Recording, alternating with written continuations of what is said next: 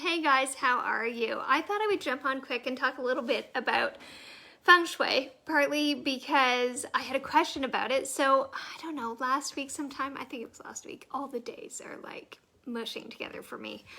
We're preparing for a move, for those of you who don't know, which is fine. We're a couple weeks out and I don't pack until about 4 days before, but even so, there's a lot of things we're doing to begin with. So there's just a lot of moving parts. So every day is like mushed into each other. But I got asked a question. I think last week I asked what you guys wanted to hear in some new podcast episodes, like what questions you had. So there was some really great questions that I have answered already, one of them in the latest episode. So be sure to check that out. If you're not listening to the podcast, you should be. I put the link in this group every week. The link also goes out in the email. If you're not on the email list, please go to jillethea.com and get on the email list, because if this group went away, which I have no intentions of it going away, but you know, things happen. I want to make sure we're connected. So go to jillethea.com, jillethir.com, and like there'll be a newsletter thing that pops up, or scroll down to the bottom and make sure you do that. But one of the questions is what is the difference between the version of Feng Shui that you teach and the more traditional version of Feng Shui? So I thought this was really good, because Feng Shui is a tool that I learned like 16 years ago, and it has literally changed how I live my life. Like when I say I Feng Shuied my life, I did. Like I Feng Shuied my home, but also Feng Shuied my life, because Feng Shui focuses on the 9 areas of your life. So abundance, self-discovery, which is like personal growth, also focuses on reputation. You have relationships, which is love and self-love. You have creativity, which also focuses on communication. You have assistance, which is, spiritual and physical assistance. You have your purpose, which is also your career and your work as a combination.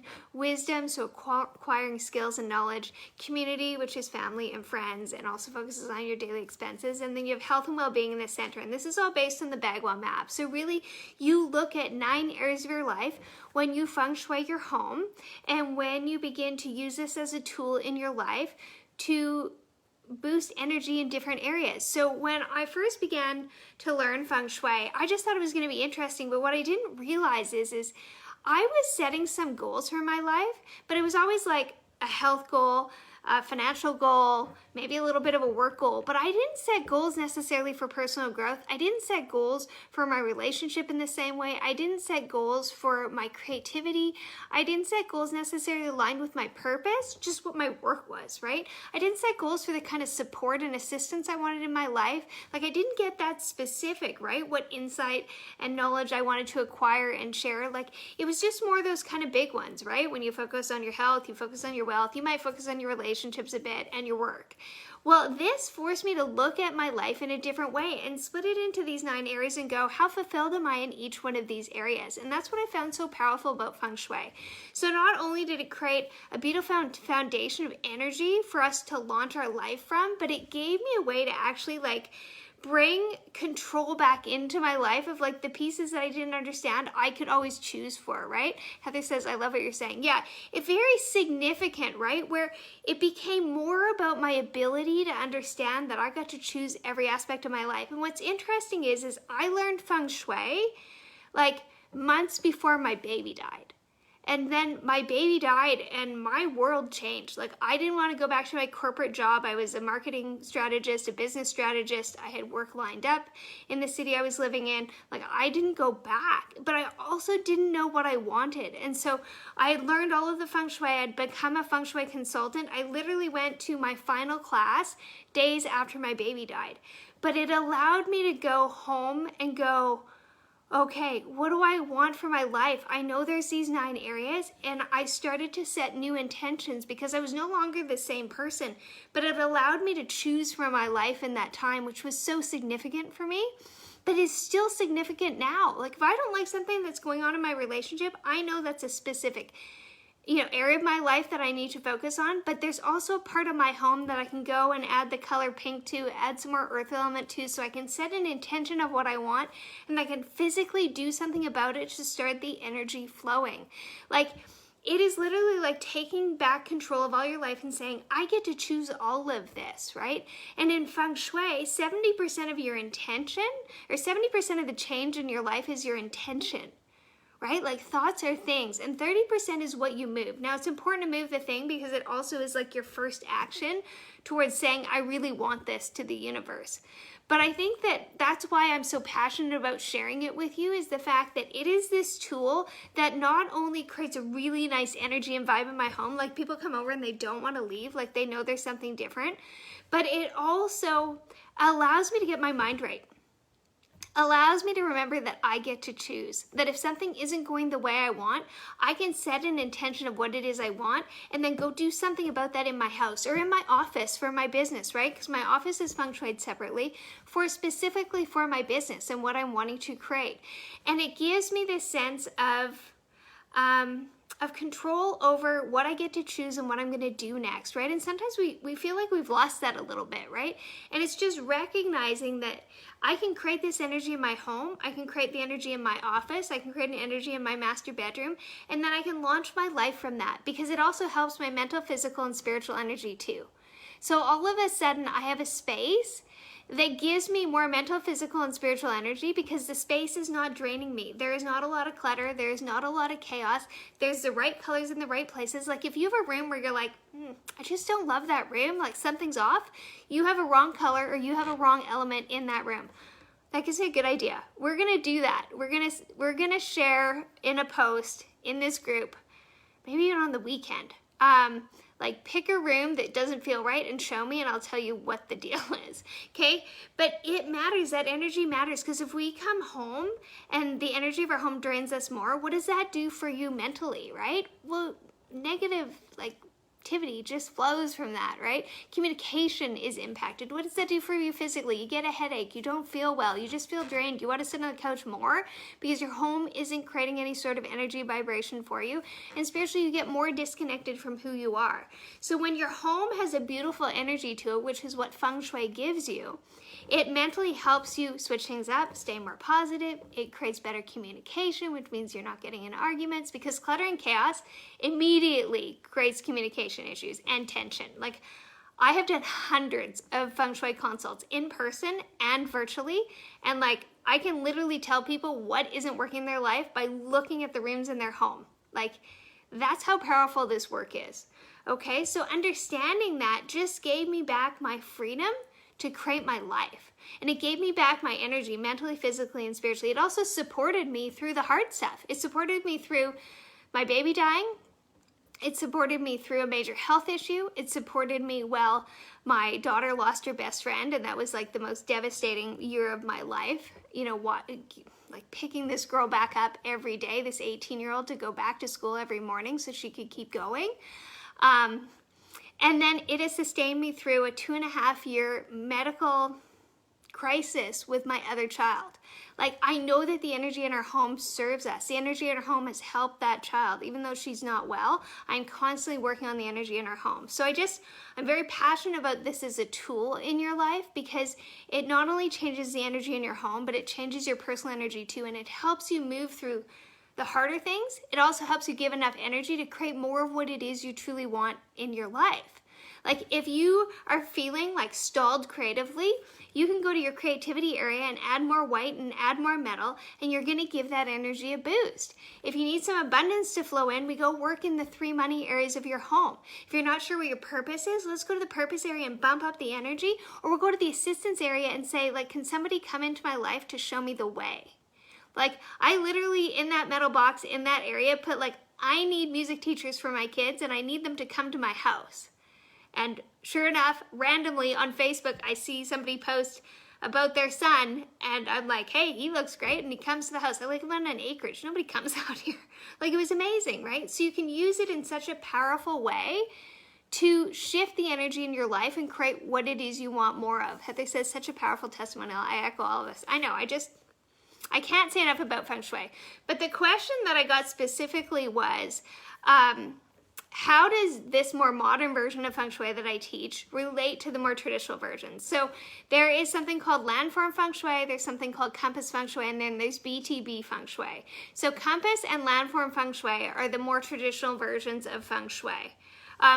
Just wait. Heather says, where do we put the assistance box? In the assistance area. So Some people call it, like there's all these different names, like the guidance area, helpful people in travel, it's also called. So from the front door, you stand looking into your home and it's that front right corner, silver box with a lid. Put what you need in there. I took a picture of it, you guys. I wrote down what I wanted in this next house for us because we're kind of being forced to move out of our acreage because of a cell tower being built and because our child is so unwell, we cannot stay.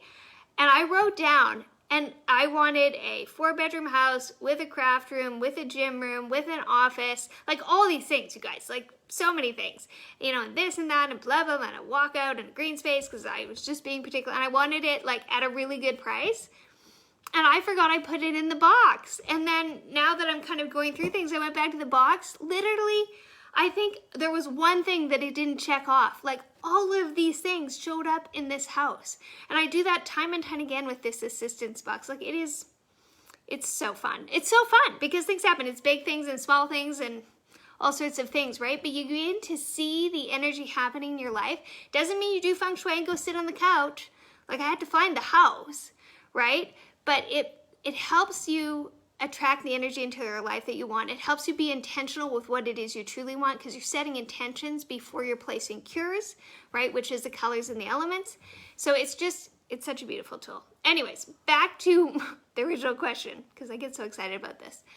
Landform Feng Shui and Compass Feng Shui are the more traditional versions. Compass is literally based on like the directions, right? So it's all based on the direction of your house, where your bedroom is, the direction of all of that. And then Landform Feng Shui is all about like the outside where your house is located, right? So is it located in the right spot? Is there a mountain nearby? Like all of those things, okay? Kind of the topography of the whole thing. And then BTB Feng Shui is something that came and it's a more modern version of Feng Shui. So basically why I love that is in Compass Feng Shui, if your house is facing the wrong way for whatever all of the stuff lines up, like you need to move. Like that's the only option in Compass Feng Shui, okay? Same as with Landform, it's a very strict, whereas BTB Feng Shui uses the Bagua map and it says it doesn't matter what direction this faces, the Bagua map is always laid based on the front door and there's always solutions if there's issues in your home. So if you have a door leaving your master bedroom, that's not good, but we can solve that. If you're missing a part of your house, if it's not a perfect rectangle or a perfect square, you have a missing piece. So you might be missing the abundance area, you might be missing the relationship energy, like, right? So in BTB Feng Shui, there's a solution for that. There's always a cure. So that's why I think it's really powerful. That is why it's the Feng Shui I teach, is because it's quite simple in nature. Once you learn how to lay the Bagua map, you understand how to add the cures. If there's any, there's always a few things, like it depends where stairs are and things like that. But really, when I Feng Shui somebody's house for them, like in a consult, if they move, they literally in that report know what to do in the next house. They may sometimes call me in to just say, can you double check about where the stairs are? There's a couple things I'm not sure of. And I just do that, but they understand so thoroughly how to Feng Shui their space. I also do this in my online classes. You learn for this house you're in, but you'll know how to do it for the next house, right? Like you'll always understand what it is you need to be doing. And BTB Feng Shui is quite simple in that manner, is it's very consistent in how you lay the Bagua map and then what cures you add to each area, right? The advanced learning is understanding how to lay the Bagua map on separate rooms, how to do it on your office. There's some stuff about stairs, there's some things you do in the bathrooms, but overall, once you learn it, it applies to every space. And yes, there's some spaces, like this particular house, we're gonna actually, some of the assistance area is missing on the main floor, just because of how the house is laid out. So I know exactly why I am, like what I'm gonna do in that area to finish off that energy, because I don't wanna be missing the assistance area energy, right? Because that matters for the equal and opposite area of abundance. It matters for all the things, okay? Heather says, why have I not taken this class from you? It's online. I will put the link to it below because yes, take it. Amazing. And so it's videos, right? The class is actually videos. I talk to you guys like this. There's checklists, all these things. But I wanted to explain why I like this version of Feng Shui. Now, what you're also going to find with Feng Shui is I literally read like all the books I could find on Feng Shui, because when I took this, it was years and years ago through a college, okay? And And so a stack upon stack of book. Oh, Heather, it's online, so you can order it anytime. And then there's a private Facebook group where you can put the floor plan in, you can post pictures, and I can help you lay the Bagwell map in there. So you can literally take it like whenever you want. I don't launch it in that manner where it's just you get all of the videos and you get access to me in the Facebook group to ask questions. So it's super simple. But I read stack upon stack of books, and what you'll find in books is they all say a little bit of a different thing, and then there's a lot of it that's the same. So I always say, if you've done some reading, you take my course, just know that you're going to choose the thing that feels most right for you in that manner. A lot of it is the same, but I literally did my homework and my research and made sure that I understood all of the different parts of it, and then recognized which parts were always the same and then which parts felt good to add in, right? My favorite part of Feng Shui is when somebody is building a house and I get to help them like make the floor plan, because we can do things in that floor plan so we're not curing things later. Like, you don't want stairs in the middle of your house. That doesn't really work very well for the energy. So we don't put them there, right? Typically you don't want bathrooms in your abundance area, so we don't put them there. There's better places to put them. So it's really fun when I get to work when somebody is building a home, because we just get to do so many things. And then like renovations, there's things we do during renos. So we're moving into a different house in a couple weeks, and we are changing some flooring. So there's some things I'm going to be doing in that walkout that I will show you guys. But what I also wanted to share with you is in June, we're going to do a series of energizing the 3 main areas of your home. So this is actually course 1 of the 3-part course I have online, and we're focusing on your master bedroom, your kitchen, and your front entrance. Your front entrance is a money area, your master bedroom is a love area, that's romantic love and self-love, and your kitchen is a health and well-being area, and it also houses another money area, okay? So we're gonna focus each week on each of these areas, but I'm gonna take you behind the scenes as I Feng Shui my house again, because right now, it's hard for me to show you all the cures, but I'm gonna show you what I do in those areas in this new house. So you're gonna kind of see a behind the scenes of how I Feng Shui my home, because I'll be moving in mid-June. So if you're interested in doing the group with us in June, we are gonna focus on your master bedroom, we're gonna focus on the kitchen, and we're gonna focus on your front entrance. You can learn all the Feng Shui cures for those areas.